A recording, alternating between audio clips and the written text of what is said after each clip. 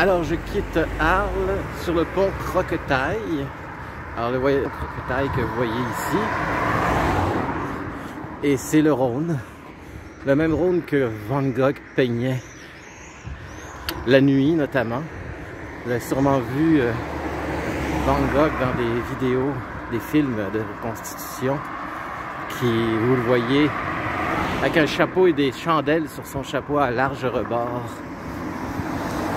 Alors, à ma gauche, j'ai la Camargue. Alors, il risque d'avoir des moustiques, parce que c'est des marais. Alors, la Camargue, où il y a des chevaux sauvages et des taureaux en masse. Et je quitte donc le Rhône, je traverse le Rhône, et je vais aller longer pour aller à Saint-Gilles. Mon étape finale, c'est Saint-Gilles, qui est à peu près une quinzaine de kilomètres, c'est pas très loin. Non, 20 kilomètres, pardon, 20 kilomètres. Et je vais longer ce qu'on appelle le Petit Rhône. Alors, je m'en vais vers Montpellier, non pas Nîmes. Alors, ce qui est l'avantage de sortir d'une petite ville, c'est que la banlieue est petite aussi. Alors, je suis officiellement sur le chemin, parce qu'il fallait sortir de la banlieue. Vous voyez la banlieue qui est juste à ma gauche. Alors, il fallait sortir de cette petite banlieue. Comme c'est une petite ville, ça a pris 15-20 minutes à peine.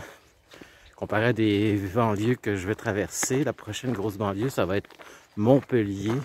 Là, ils conseillent même de prendre des tramways pour sortir de la banlieue parce que c'est très long.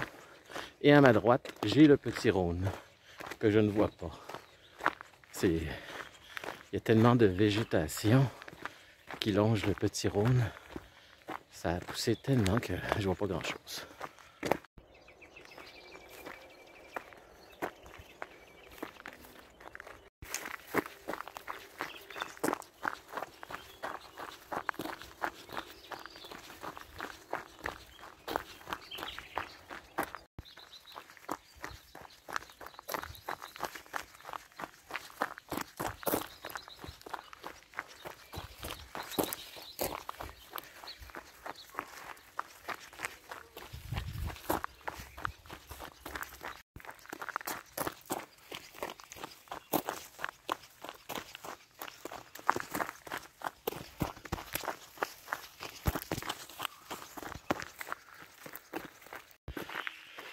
Je passe dans un coin bourré de grenouilles. Écoutez bien ça.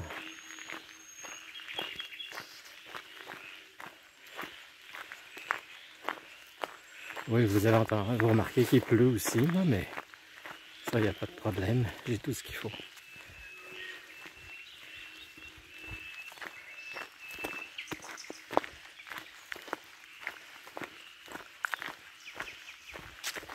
En tout cas, la nature ici, elle est abondante. Alors, je traverse un vieux pont désaffecté de train, comme vous pouvez voir. Et supposément que c'est un raccourci. Fait que je vais vous dire après si c'en est vraiment un ou je me fais avoir. Il n'y a aucune indication. Mais j'ai vu des reportages et puis je les voyais prendre ce pont-là. Donc ça devrait être bon. Alors j'avais raison,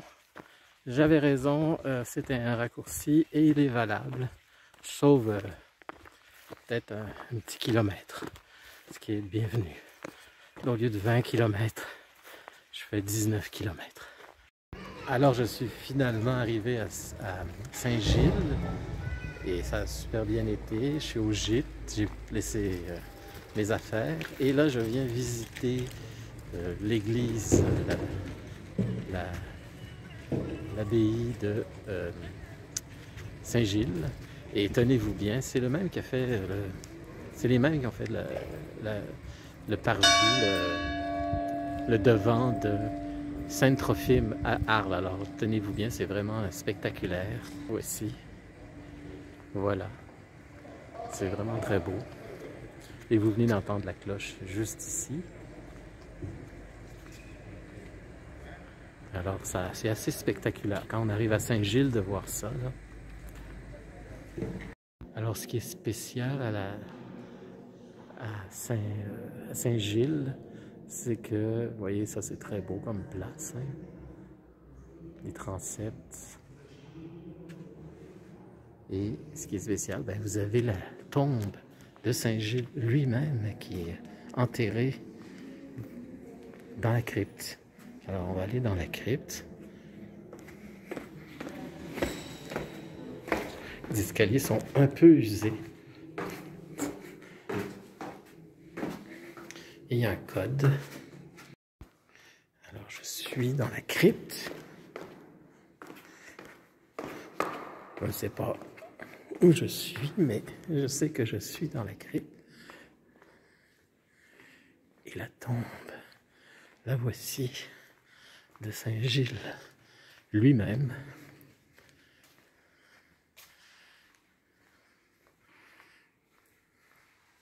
La voici.